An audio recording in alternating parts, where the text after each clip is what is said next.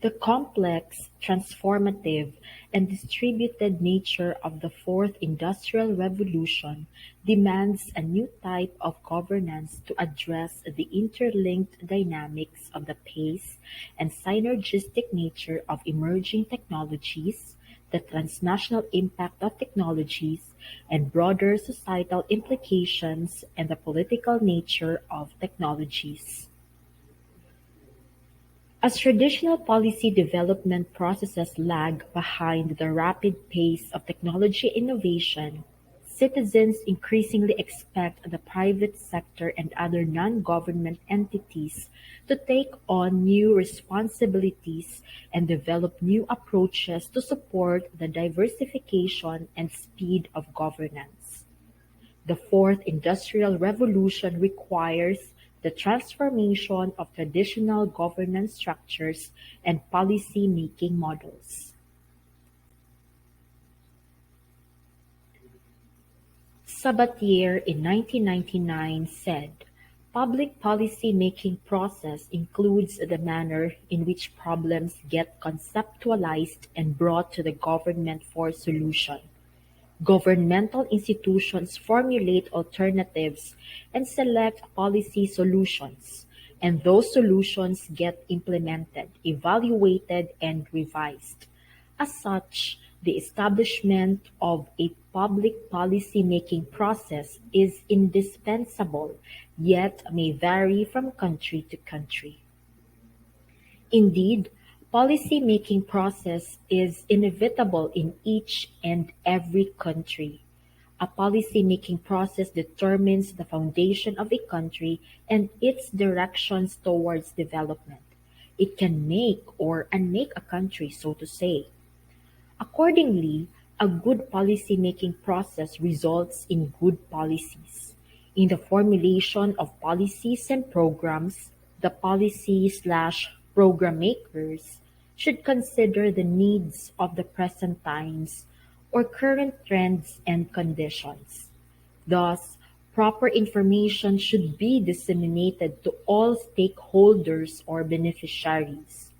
Furthermore, these policies should be carried out efficiently and effectively to achieve the real end purpose. Along this line, the actors of the society, the president, legislature, judiciary, civil society, mass media, etc., should play their respective roles in the implementation thereof. The monitoring process should likewise be considered in order to determine the strengths and weaknesses of the policies, thus help improve the same. On the same year, Lin also elucidated that in policymaking, policy analysis is important in ensuring the quality of the policies that are of major public interest. It integrates science with art that is oriented to improve good governance.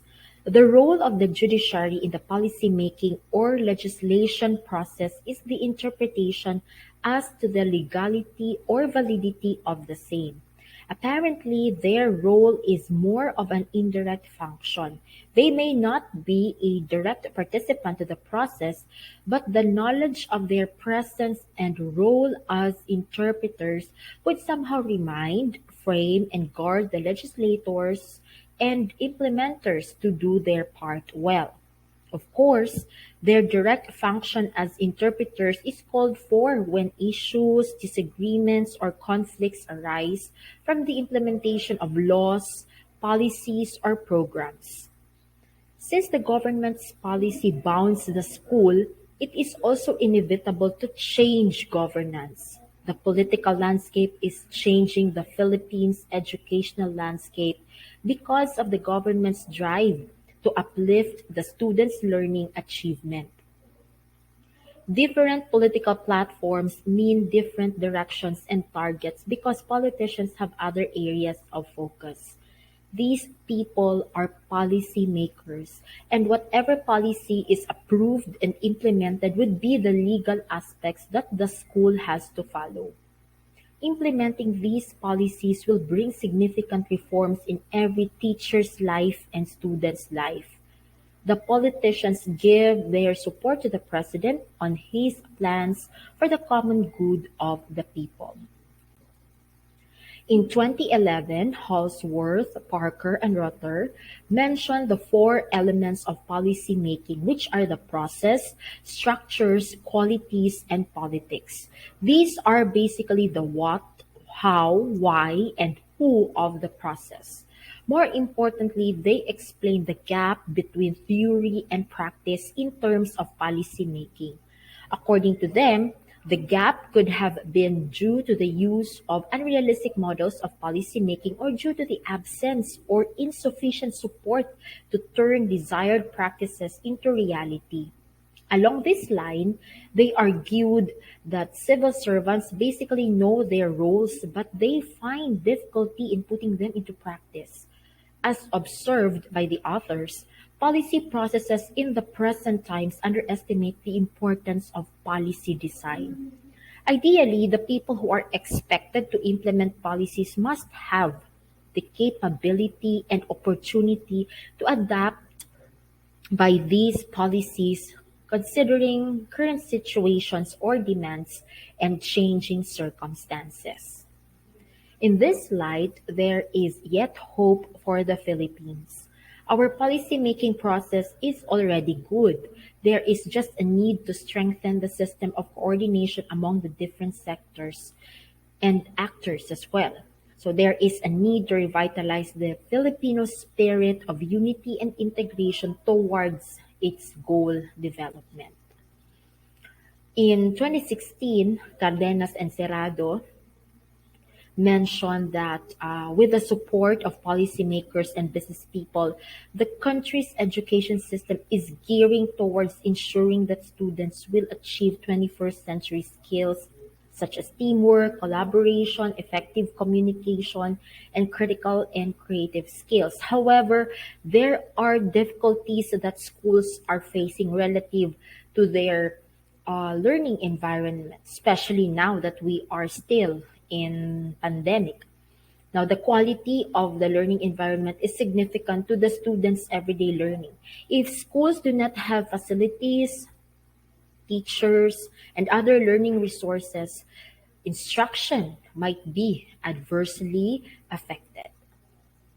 On the other hand, the lives of students are also affected. They have to deal with the laws and policies implemented in their community. The challenges and problems that they face in the community will also affect their outlook in the school. As emphasized by Durban and Catalan in 2012, politics in education is an issue that presently pervades the educational system in the country. They shared that the formulation of policies' primary intent is to make the educational system at par with other countries, even though there are no concrete guidelines on implementing these policies.